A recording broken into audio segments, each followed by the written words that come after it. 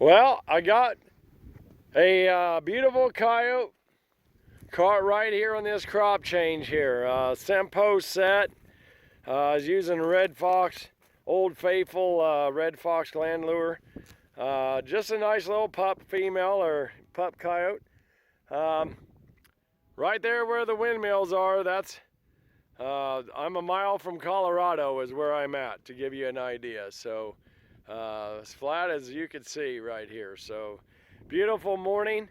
So I had a protrusion sticking out in the field, and I'm going to show you an example of it. And I didn't have any sign because we had a lot of wind, but I noticed kind of like where this protrudes out into it. I said anything walking by this would have to avoid that particular type of deal. So this set's kind of destroyed, but I tell you, I think I can put another one down there a little farther, and I'll just pull this and relocate it. But perfect pad catch.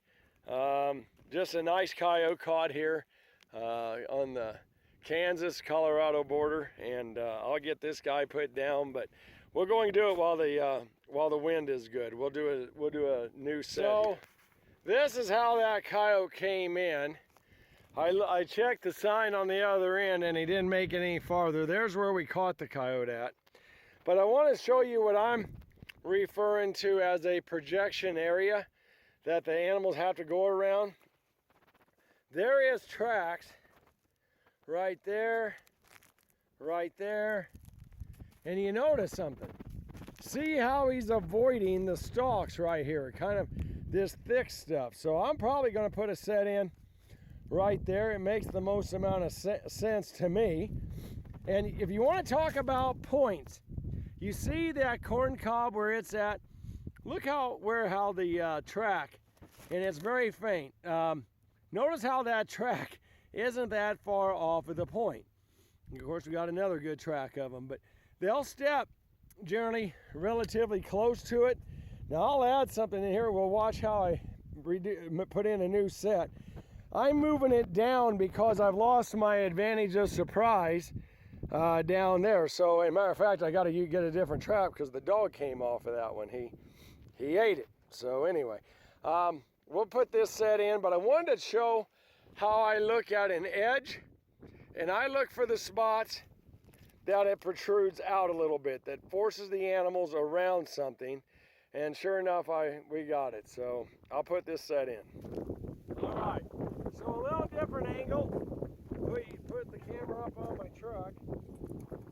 So I have this nice protrusion here, and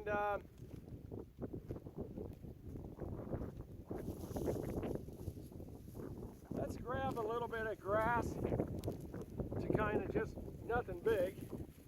And I generally double that up, and it's curved a little bit, so I have it curving away.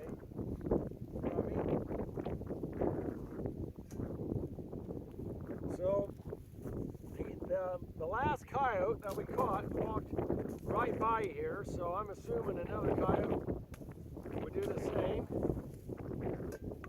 So I'm going to bury me a little grass.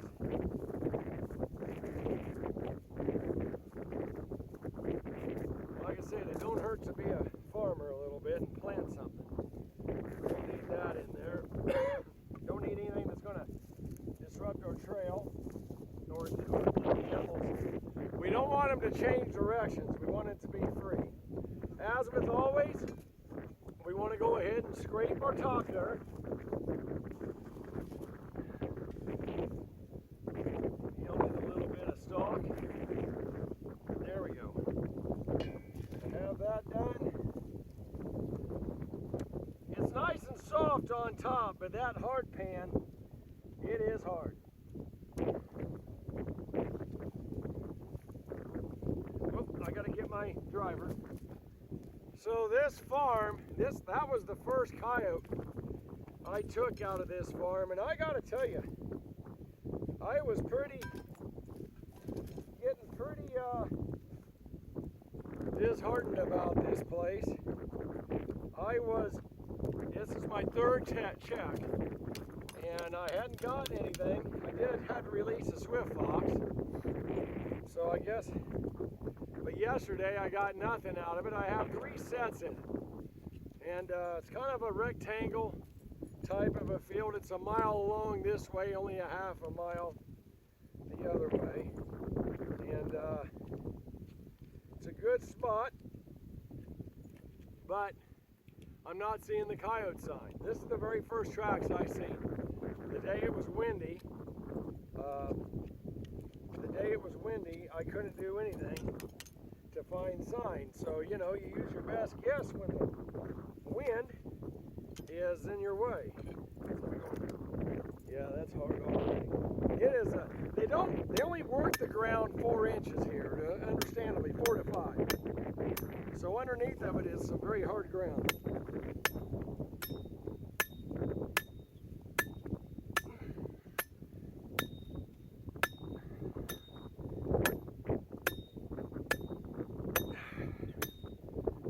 That's good. The last set, I really had to dig around it to get it pulled out, but it's a good one. Again, clean your night latch. Check your pan tension. I'm okay with that.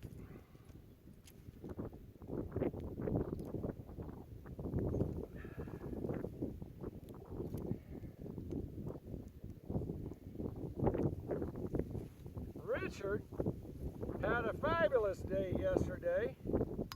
There we go.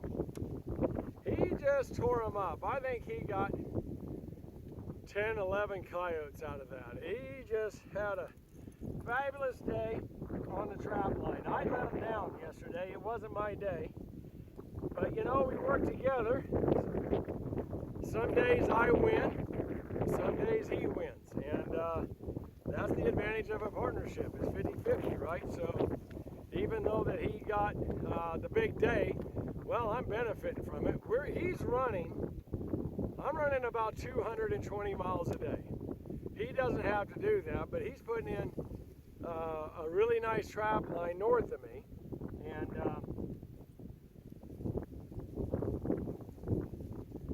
there we go.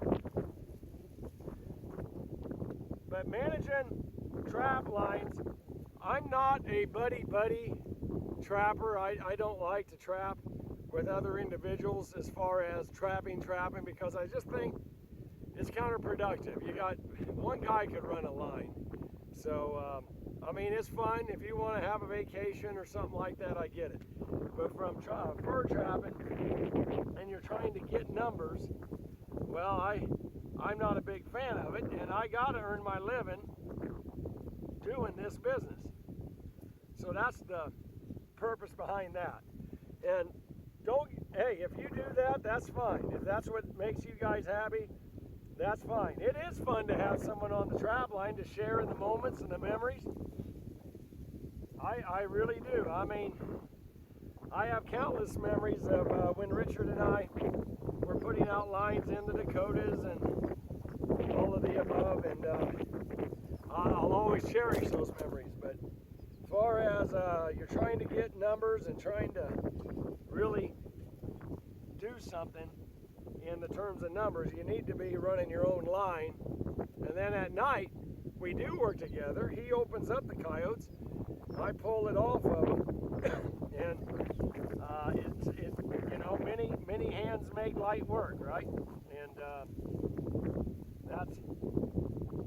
so there is advantages to partnership, the sharing of the food expenses and the lodging and whatever. We're staying in a camper, working good. So, all right, I got the trap bedded. Again, I always want to find my pan center, and I sweep it back over the jaws because I'm going to have to pack that area in, or I want to. I got a lot of dirt on it. There we go.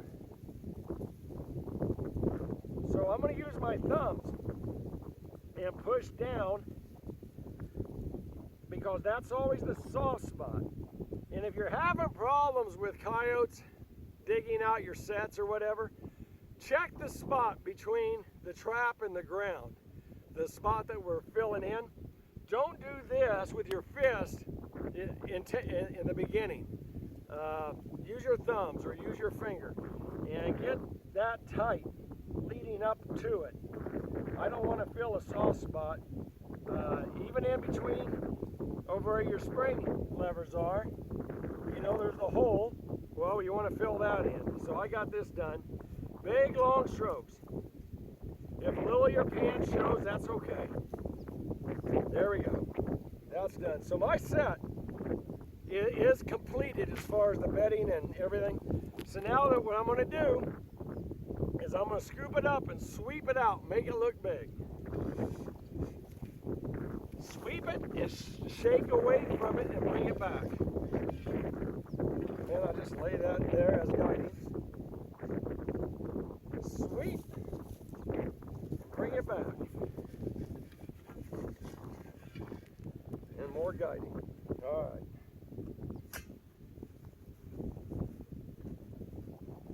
Go to take a piece of scat, and the wind is right now out of the southwest. West is behind you, east is behind me, and so anyway, the wind is right now out of the southwest, so I'll put the scat, and the last coyote came this way, so we'll see if the next one will too. The scat is the visual that keeps them on the side of the tractor that I'm looking for. That's the main purpose behind that. I have, here's some high hills glandler, I'll use that this time. Been doing good with it. Now this type of a set, I'm setting right where they're walking, right? So we want to use just a small amount, put it in our tractor, put a little urine. What we're trying to do is stall them out. This is not a blind test, not a blind set. It is a stall out set. It's just whoa them a little bit because this coyote's just traveling along. I'm hoping the next coyote will too. And but this set, this is a crop change. New wheat to corn, soybeans to corn, wheat to milo. All of these are even pasture to crop. That's a crop change, and coyotes will run these edges. Now they always run the easiest walking side. So if you had corn stalks and had soybeans, you'd want to be on the soybean side. You might put in a different set, like my Duff set or something, but you don't want to. You always want to be on the easier walking side. I mean, a coyote's just like us. We're not going to be tripping over the top of corn stalks. We're going to walk on the soybean side. So same thing with this. I'm in the new wheat. I found this spot where the coyotes are walking. Let me bring it around here to you, and I'll show you the set from your angle. I'll put this up and we'll get going. Maybe I got more coyotes down there. All right, so there's the actual set right there.